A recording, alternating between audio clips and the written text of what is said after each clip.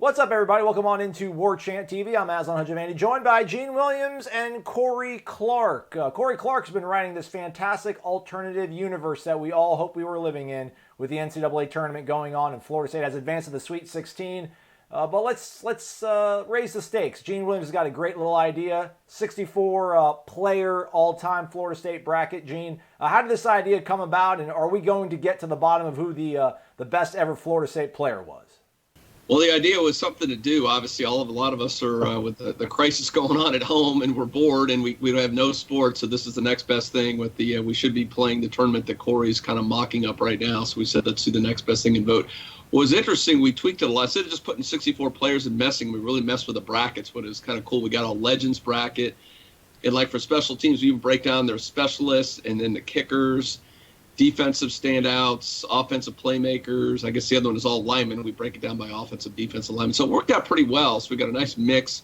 And then Corey, myself, Ira, we had to put Ira in, I guess, because he's the managing editor. And Jeff Cameron, ESPN 97.9 Radio, got together and seeded this all out. So this is what we came up with. All right, Corey, so you're busy writing about this tournament that we wished was going to happen. The fans are ultimately going to vote on this, Corey. So every single day on warchant.com, we'll have a thread post on the Tribal Council. Use our promo code WARCHANT30. Gets you 30 free days of access to the Ultimate Seminole Sports Source. So the matchups, I guess, that you guys have seeded, they will vote on. How tough was it coming up with the seeding process? Yeah, it was not only just the seeding process. That was really tough. But, man, when you're talking about Florida State defensive playmakers, like linebackers / DBs, you wouldn't believe the names that got left off the list. I mean, it's just incredible. Or, like, I'll give one little hint, there might be a Heisman Trophy winner that's a 6 seed. That's how many offensive playmakers there have been at Florida State over the years. It was really, really hard to cut it down, and there were multiple first-round picks that aren't even in this contest. That's how loaded Florida State's been over the years. If you want to think about defensive linemen, great defensive linemen. To me, Gene, I thought the defensive lineman was probably the hardest one to do because there are so many guys that I'm telling you, there are multiple first-round picks that were great college football players that don't even make the bracket, much less win their region. So that was hard. And yeah, the brackets the seeding was really hard too. It's there's some obvious ones along the way, maybe, but they're not that obvious.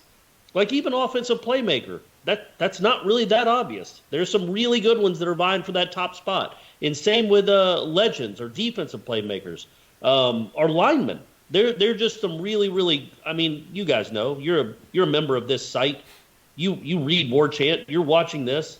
Florida State's had some really, really good football players over the years, and it was really hard to parse them down into the top 64 because there's been hundreds and hundreds of great football players. All right. Well, that's the difficult sort of mathematical or what have you in terms of determining who is going to get seeded. But the way that we're going to determine the winner is you folks at home. When you go on Warchant, again, there'll be a thread posted on the Tribal Council with each matchup. You just got to hop in there. Make your best argument for who is the better athlete, the better player, who had the better career, and then I hope I'm not part of the panel. I had no say-so in the bracket. I hope I don't have any say-so in determining the winner, but the arguments, the debates that will ensue on the Tribal Council, Gene, will determine who makes it to the next round? Yeah, we're able to put up a poll so the fans will be able to vote. We're going to mix. We'll do a little bit on Twitter too, but primarily. So if you're a Warchant subscriber, even if we do a Twitter poll, you can vote twice. Tribal Council will always have a vote on there.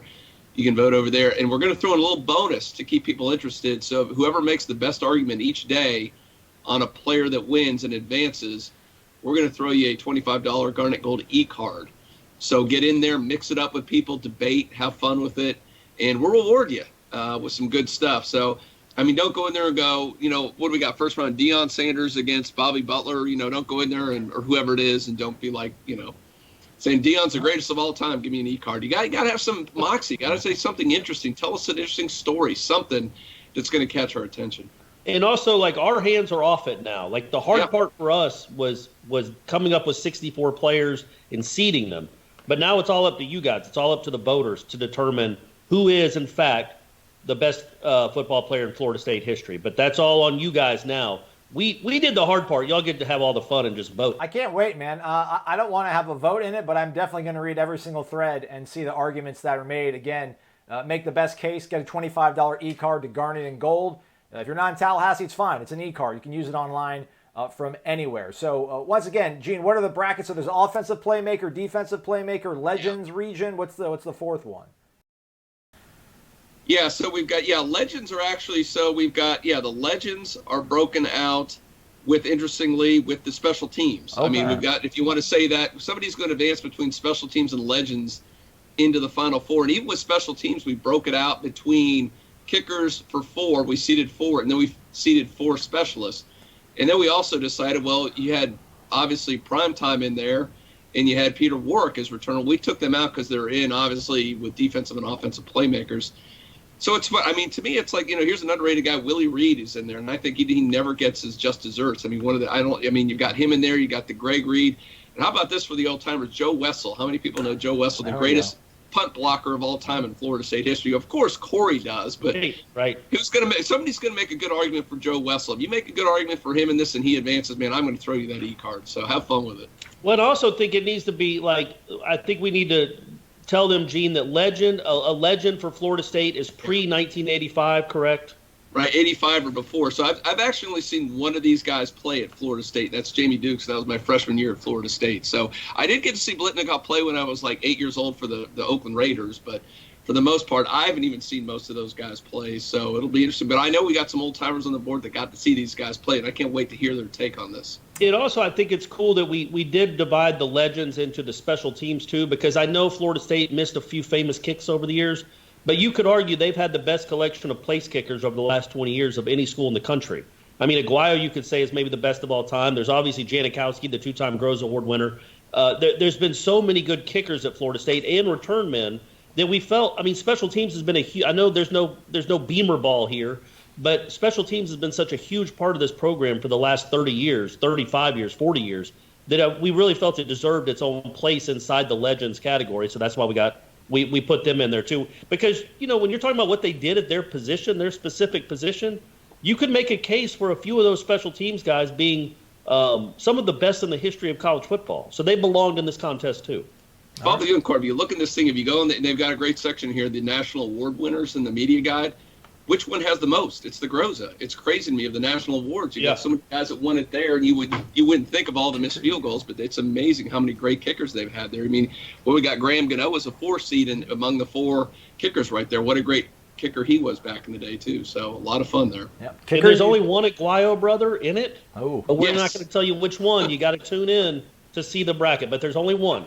All right, we're rolling it out right now over on Warchant.com. Again, the panel who came up with the seeding and the players. Jeff Cameron's been doing radio for probably about 20 years in Tallahassee. Ira's been working on the beat since 2002. Corey's been following Florida State since he came out the womb pretty much, working on the beat since, 2007? And Gene, obviously, has been doing it since 1996. So they know what they're talking about. This is the most accurate breakdown of legends, best playmakers in Florida State history. Go to Warchant.com, check it out. Use the promo code Warchant30 if you're not a member. For Gene and Corey, I'm Aslan. Thanks for watching. Stay connected to Warchant.com.